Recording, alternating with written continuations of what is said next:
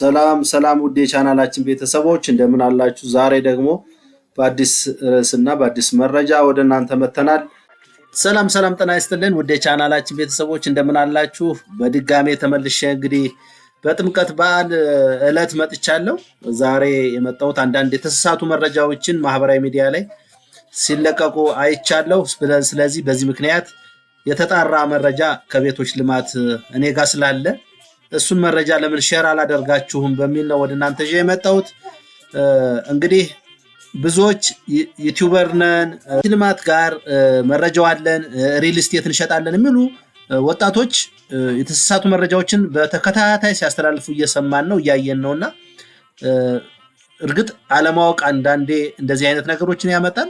ከዚያ ውጭ ግን በዩቲዩብ ገና ለገና ገንዘብ ይገኛል በሚል የተሳሳቱ መረጃዎችን ለማህበረሰብ ማስተላለፍ በነገራችን ላይ ደንበኛንም ያሳጣል፣ ተከታዮችም እንደገና እንዲወጡ ያደርጋልና የተወሰኑ መረጃዎችን እንደውም ቀንጨብ አድርጌ ወደ እናንተ ጋብዛችሁና ታያላችሁ ማለት ነው። ብዙዎቻችሁ ታውቃላችሁ 7ን እንደገና ተከልሶ 2005 ላይ ምዝገባ መካሄዱ እንግዲህ ወደ እናንተ እየተላለፉ እንዳለ መረጃው ስላየሁት ነው ወደዚህ ለማምጣት የሞከርኩት። እንግዲህ ብዙ መረጃዎች ቅድም እንደነገርኳችሁ ዩቲዩበር ቲክቶከር በመሆን አንዳንድ ለሰብስክራይበር ለመጨመር ወይም የሆነች ኢንካም ለማግኘት ተብሎ ሐሰተኛ መረጃዎች ወይም ሰዎቹ ጋር ሰስፔንስ የሚያደርጉ መረጃዎች ለምሳሌ የቤት ጉዳይ እንደ አዲስ አበባ ከተማ አስተዳደር በጣም ለብዙ ነዋሪዎች መሰረታዊ ጥያቄ ነው። በዚህ ዙሪያ ብዙ መረጃዎች ያላግባብ ይተላለፋሉ። አሁን ሰሞኑን ደግሞ የተሰራጩ ያሉ መረጃዎች በፍጹም የማይገናኙ ናቸው። እንግዲህ 2005 ላይ የምዝገባ ሲካሄድ የ1997 ላይ ሪቫይዝ ተደርጓልና የሁለቱም የክፍያ ስርዓት የተለያዩ ናቸው፣ በዋጋ ይለያያሉ። እኔ ቀጣይ አቀርብላችኋለሁ ነባርና አዲስ በሚል የዚያኔ ሁለቱንም በተለያየ መልኩ ክፍያ ዋጋቸው ተጨምሮ ነበረ፣ ወይም የመመዝገቢያ በወቅቱ የነበረ መመዝገቢያ ማለት ነው። አሁን ላይ እየተላለፉ ያሉት ብቁ ናችሁ አይደላችሁም የሚልና እንደገና አሁን ላይ ያለው የኮንዶሚኒየም ዋጋ ምን ያህል ነው የሚለው በፍጹም ከዚያ ከድሮ ጋር አይገናኝም። 100% አይደለም 400 500% ነው የጨመረው። ይሄንን ሁላችሁም ከዚህ በፊት ዜና ላይ መረጃዎችን ተከታትላችኋል ብዬ አስባለሁ። በአዲሱ በአንድ ካሬ እስከ 39000 የ20/80 ነው የተጨመረው ወይም ዋጋ ይወጣለት ማለት ነው። 40 በ60 ደግሞ እስከ 42000 ካሬ ነው ፐር ካሬ፣ በካሬ 42000 ብር ድረስ ነው የወጣው። አሁን እየተለቀቁ ያሉ መረጃዎች በካሬ 7000 የሚወጡ አሉ፣ 40 በ60 11000 አካባቢ እየተባሉ የተወሰኑትን ቀንጨብ አድርጌ ወደ እናንተ አሳያችኋለሁ። ይሄን መረጃ አይታችሁ ምን ያህል የተሳሳቱ መረጃዎች ሪል ስቴቶች ላይ ወጣቶች አሉ። እነዚህ ሪል ስቴት አሻሻጭ ሆኑ ኮንዶሚኒየም አሻሻጭ ሆኑ ድለላ ላይ የሚሰሩ ወጣቶች አሉና ከየት እንዳገኙት በማይታወቅ ሁኔታ መረጃዎችን ዝም ብለው ያስተላልፋሉና አንደኛ መረጃ የምትሰጡ ሰዎች እባካችሁ መረጃ ለሚቀበላችሁ ሰዎች ክብር ስትሉ የተረጋገጠ መረጃ መስጠት አለባችሁ። መረጃ ተቀባዮችም አንዴ ሁለት የተሳሳተ መረጃ የሚፖስት ሰው ብሎክ መደረግ አለበት መቀጣት አለበት ብዬ ሁሉ ማምን ሰው ነኝ እና ከዚህ አንፃር የ40 በ90 ለዛሬ በክፍል 2 በሚቀጥለው ይዤላችሁ እመጣለሁ። ለዛሬ 10 በ90 እና ስቱዲዮ የሚባሉት ሁለቱ ይለያያሉ። በነገራችን ላይ 10 በ90 እና ስቱዲዮ ይለያያሉ። ስቱዲዮ በነባሩ ነው ያለው፣ 10 በ90 በአዲሱ የቤቶች ሞዳሊቲ ሲስተም መሰረት ነው። ስለዚህ ይሄንን ዋጋ ከመናገሬ በፊት መረጃዎች ምን እያሉ ነው የተሰራጩ ያሉት የሚሉትን የተወሰነ ቀንጨብ አድርጌ ወደ እናንተ ካመጣው በኋላ የራሴን በቤቶች ልማት ዙሪያ የ20/80 እና 10/90 ከስቱዲዮ እስከ ባለ 3 መኝታ ምን ያህል መቆጠብ እስካሁን አለበት፣ በየወሩ ምን ያህል ነው መቆጠብ ያለብን የሚለውን እንቃኛለን። ከዚያ በፊት ግን የተሳሳቱ መረጃዎች ምን ያህል ጠቃሚ እንዳልሆኑ ይሄንን ተከታትለን እንመለሳለን። የቤት አይነት ስቱዲዮ ወራዊ ቁጠባ 187 ብር 151 ወራት ጠቅላላ ድምር 28237 ብር። የቤት አይነት ባለ 1 መኝታ ወራዊ ቁጠባ 375 ብር 151 ወራት ጠቅላላ እና 56625 ብር። የቤት አይነት ባለ 2 መኝታ ወራዊ ቁጠባ 610 ብር። የ151 ወራት ጠቅላላ ድምር 92110.97 ብር ነው። 50 ካሬ የደረሰው ሰው 20% ቅድመ ክፍያው 79900 ክፍያው ደግሞ በዚህ መንገድ ሲመጣም ይኸው የጋራ መኖሪያ ቤት መዝጋቢዎች ምዝገባ መረጃ መከታተያ የሚል ስንቁ አይደለም የሚለውንም የስራ ሁኔታ የግል ወይም የመንግስት የሚለው ይቀመጣል። በዚህ መንገድ በቀላሉ አክቲቭ መሆን አለመሆናቸውን መመልከት ወይም ማየት ትችላላችሁ።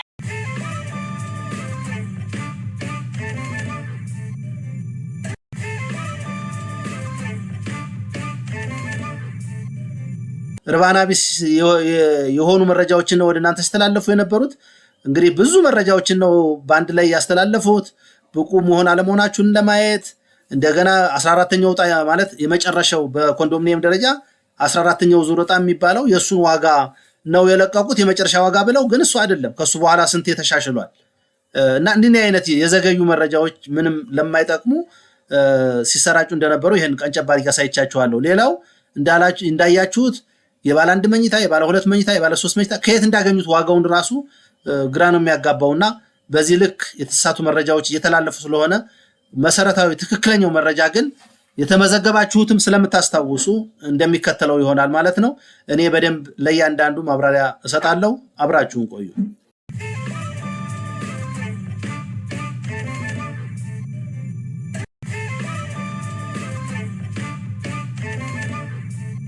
ሰዎች እንግዲህ ተመልሼ ወደ እኔው መረጃ መጥቻለሁ። ከዚያ በፊት ግን አንዳንድ መረጃዎችን ወደ እናንተ እንግዲህ የቤቶች ልማት የኮንዶሚኒየም ማለት ነው የመመዝገቢያ ዋጋና አዲሱ ማሻሻያ በካሬ ምን ይመስላል የሚለውን ወደ እናንተ እንግዲህ ይዤ እመጣለሁ ማለት ነው።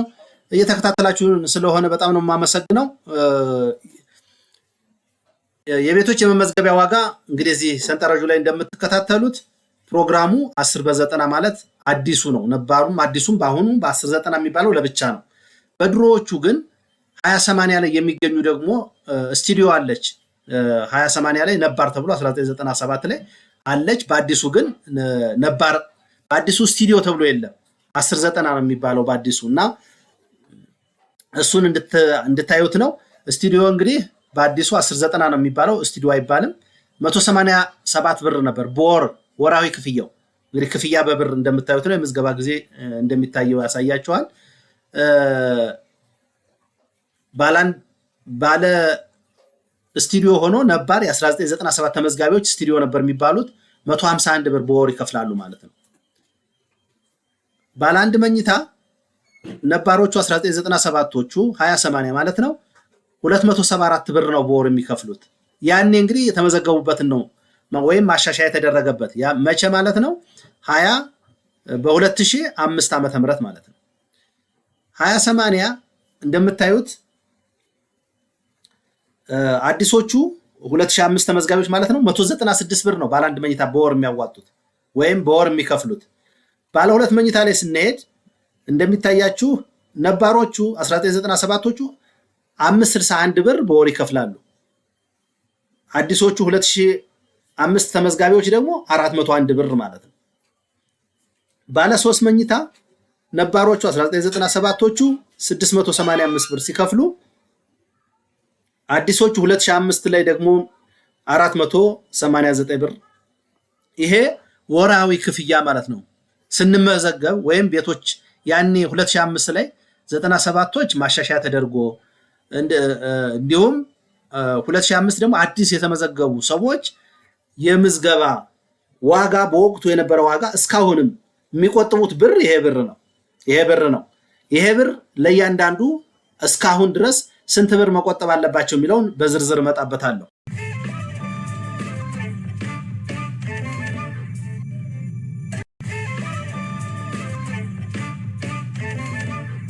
መጀመሪያው 10/90 መቆጠብ ያለበት እስካሁን ማለት ነው። እንግዲህ እንዴት ነው ሂሳቡን የምንሰራው? ቅድም እንዳሳያችሁ 187 ብር ነው ወራዊ ቁጠባው። በአመት 12 ወራት አሉ። እንዲሁም እስካሁን 2005 ላይ የተጀመረው እስካሁን 13 ዓመታት ቆይቷል ማለት ነው የቤቶች ቁጠባ ምዝገባ ከተካሄደ።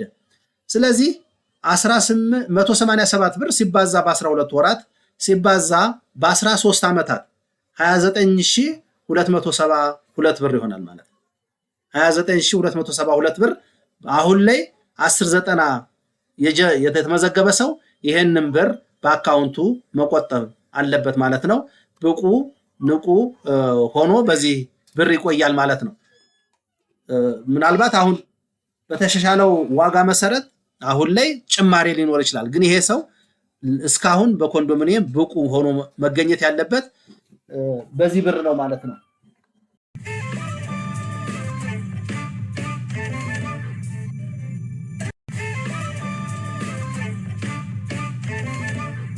ስቱዲዮ ቅድም እንደነገርኳችሁ ስቱዲዮ ማለት ነባር ለሆኑት ለነማን ለ1997 ተመዝጋቢዎች ማለት ነው። ምን ያህል ነው መቆጠብ ያለባቸው?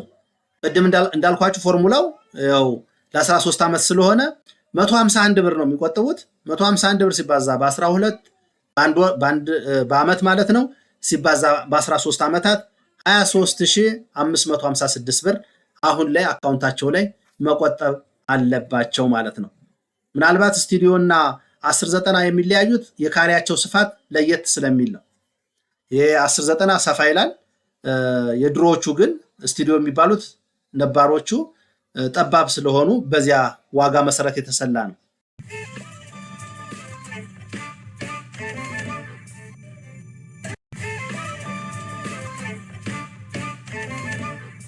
20/80 ነባር ሆኖ ባለ አንድ መኝታ የ1990 ነባር ስንል በነገራችን ላይ እዚህ ላይ ነባር ስንል የ1997 ማለት ነው። ባለ አንድ መኝታ መቆጠብ ያለበት ዓመተ ምህረቱን እንግዲህ የ1997ም የ2005ም ከ2005 ነው የሚነሳ የቁጠባ ክፍያውን በዚያ መሰረት ነው ዓመተ ምህረቱን ያስቀመጥነው ማለት ነው። ስለዚህ ባለ አንድ መኝታ መቆጠብ ያለበት ነባር 274 ብር ነው። በአመት ለ13 ዓመታት 42744 ብር ምን ማድረግ አለበት? መቆጠብ አለበት። አካውንቱ ላይ መገኘት አለበት።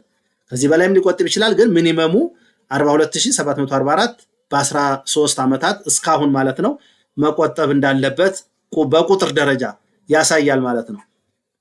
ይሄ እንግዲህ አሁን ላይ በነበረው ነባር ሂደት ንቁ ነው ማለት ነው።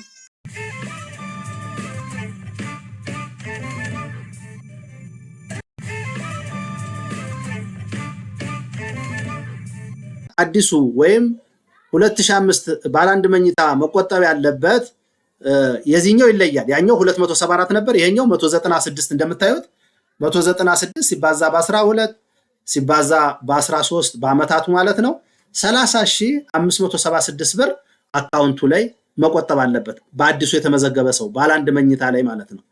ከዚያም በላይ ሊቆጥብ ይችላል፣ ግን ሚኒመም ሪኳየርመንቱ 30576 ብር እስካሁን ባለው ጊዜ መቆጠብ አለበት ማለት ነው።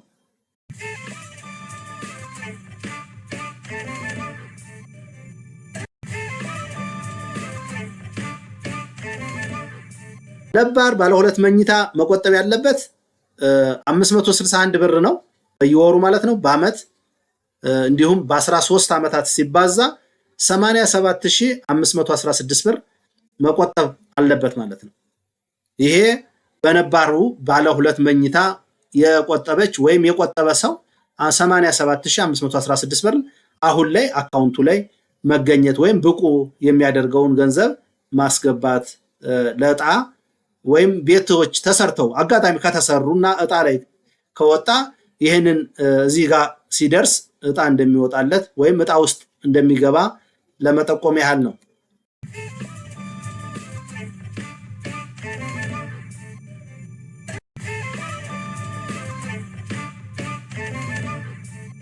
ባለ ሁለት መኝታ ተመሳሳይ ስፋትና ተመሳሳይ የቤቶች መጠን ያለው ሆኖ ግን 401 ብር ነው እነዚህ በወራዊ ክፍያ የሚቆጥቡት ለ12 ወራት በአመት ማለት ነው ሲባዛ በ13 ዓመታት እንግዲህ እንደምታዩት ቁጥሩን 62556 ብር መቆጠብ አለባቸው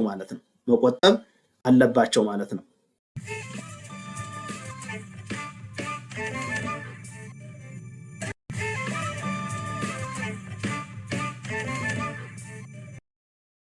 ወደሚቀጥለው ስንሄድ ባለ 3 መኝታ ነው። ነባር ባለ 3 መኝታዎች 1997ቶቹ 685 ብር ይሆናል ማለት ነው ወርሃዊ ክፍያው። እንደምታዩት ይሄ በ12 ወራት ማለት በአመት ሲባዛ በ13 አመታት መቆጠብ ያለባቸው እስካሁን ባለው ጊዜ 106960 ብር ብቁ ንቁ የሚያደርጋቸው የቁጠባ ሚኒመም ሪኳየርመንት እንደማለት ነው።